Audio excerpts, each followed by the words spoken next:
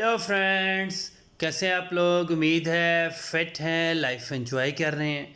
Friends, आज detail से video share करेंगे ग्लैड फ्लावरिंग प्लांट्स के अबाउट, और इनको हम बल्ब से ग्रो कर सकते हैं। टोटली आउटडोर प्लांट है। फुल डे सनलाइट में भी रख सकते हैं, सेमी शेड में भी रख सकते हैं, ग्रीन नेट में भी रख सकते हैं। सर्दियों की धूप, गर्मियों की बहुत तेज़ धूप, बहुत ही लो मेंटेनेंस प्लांट है। इसकी थोड़ी सी बेसिक सी टिप्स है, अगर उसको आप फॉलो करेंगे आपके प्लांट के ऊपर फ्लावरिंग भी बहुत ज़बरदस्त होगी और ये कभी भी येलो नहीं होंगे। इनसे बहुत सारे इश्यूज होते हैं अगर आप इनको थोड़ा सा नॉन टेक्निकल होके ग्रो करें। स्टेप बाय स्टेप डिस्कस करते हैं इनके मेन पॉइंट्स को। सबसे जो कॉमन क्वेश्चन है वो यही है कि इनके ऊपर फ्लावरिंग कब होती है। अगर आपने इनका बल्ब आज लगाया है, बड़े साइज़ का अच्छा बल्ब है, बिल्कुल नेचुरली ड्राई बल्ब था, तो उसके ऊपर एग्जैक्ट 70 डेज़ के बाद फ्लावरिंग स्टार्ट हो जाएगी। 40 डेज़ के बाद एक फ्लावरिंग स्टिक आएगी। स्प्राउटिंग तो बहुत जल्दी हो जाती है। उसके बाद बीच में एक डंडी सी निकलेगी जिसको हम फ्लावरिंग स्टिक कहते हैं। वो थोड़ी सी मेच्योर होगी और उसी के अंदर से कॉम्पल निकलेगी और आपके ग्लैड के फ्लावरिंग बिल्कुल ब्लूम कर जाएंगे। मतलब 70 टू 80 डेज आपने वेट करना है।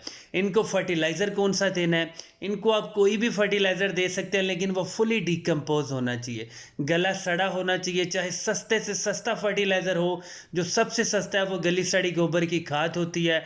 अगर आपने थोड़ा सा एक्सपेंसिव काम करना है तो आप वर्मी कंपोस्ट, किचन का जो वेस्ट होता है उससे जो बनी हुई कंपोस्ट होती है आप वो भी दे सकते हैं बिल्कुल। लेकिन इनको फर्टिलाइज़र थोड़ा सा ज़्यादा देना है।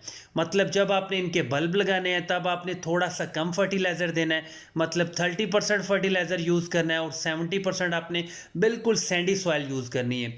इसकी मिट्टी हमेशा वेल ड्रेन्ड होनी चाहिए, पानी बिल्कुल भी खड़ा नहीं होना चाहिए।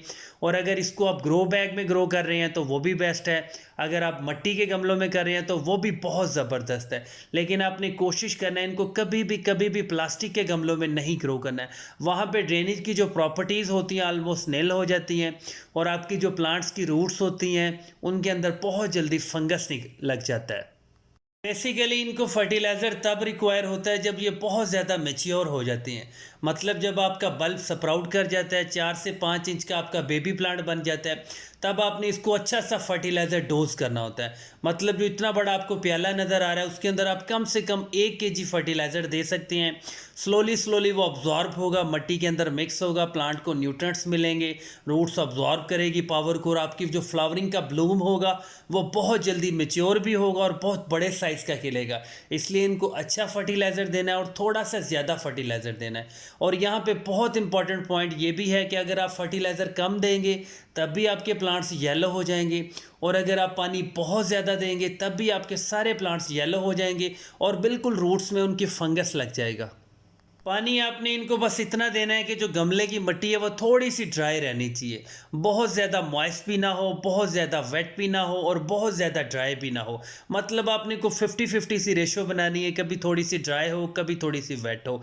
इनकी जो रूट्स होती हैं वो बहुत ज़्यादा सेंसिटिव सी होती हैं, इसलिए आपने कभी भी बहुत ज़्यादा हार्ड गोडी, जिसे हम गोडाई कहते हैं, वो कभी भी नहीं करनी है। बिल्कुल सॉफ्ट सी पिलिंग करनी है। अगर ऊपर बहुत ज़्यादा जड़ी बूटियाँ आ गई हैं तो उनको आप रिमूव कर सकते हैं। आपकी जो प्लांट की ग्रोथ होगी वो बहुत जल्दी बूस्ट भी करेगी। और अगर आप इनको सिर्फ और सिर्फ सीजनल प्लांट बनाना चाह रहे हैं, मतलब 90 डेज़ या 150 डेज़ के प्लांट बनाना चाह रहे हैं, तब आप इनको छोटे छोटे गमलों में ग्रो कर सकते हैं। मतलब एक जो बड़ा बल्ब है उसको आप 6 इंच के, 8 इंच के गमले में ग्रो करें, थोड़ी सी रूट्स निकलेंगी, अच्छा सा फर्टिलाइज़र देंगे, ऊपर अच्छे से फ्लावरिंग होगी, और थोड़े से दिनों बाद आपका प्लांट एक्सपायर हो जाएगा। और अगर आपका प्लान है कि बड़े साइज़ का गमला हो और आप चाह रहे हैं कि इसकी रूट्स में बहुत सारे बल्ब और नए निकलें, क्योंकि ये हमारा ऐसा प्लांट होता है जिसकी रूट्स में ढेर सारे बल्ब निकलते हैं, अगर आप उनको भी एक्सट्रैक्ट करना चाह रहे हैं, मतलब और बल्ब बनाना चाह रहे हैं, तो गमला बड़ा भी होना चाहिए और गमला डीप भी होना चाहिए। मतलब कम से कम 22 इंच का डीप गमला होना चाहिए। उसमें आप काफ़ी सारे बल्ब लगा सकते हैं, सारे के सारे बल्ब डेवलप होंगे, बहुत सारी रूट्स बनेंगी और उनकी रूट्स में आपको बहुत सारे न्यू बल्ब्स भी मिल जाएंगे।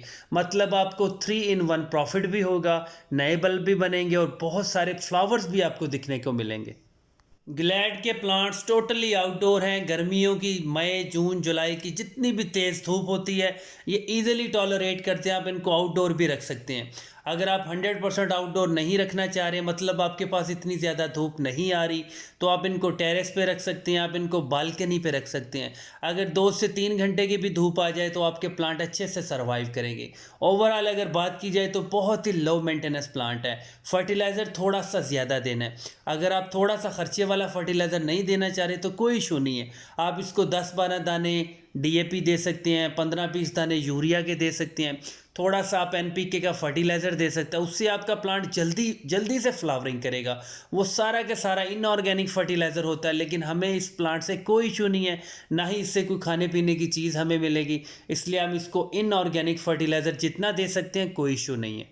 ओवरऑल ग्लैड के बल्ब्स आपके डैफोडिल्स के, ट्यूबरोज के, आपके रेन लिली के, सबकी ग्रोथ आलमोस्ट एक जैसी होती है। सबकी जो केयर है वो भी आलमोस्ट एक जैसी होती है। पानी कितना देना है सबका सेम है।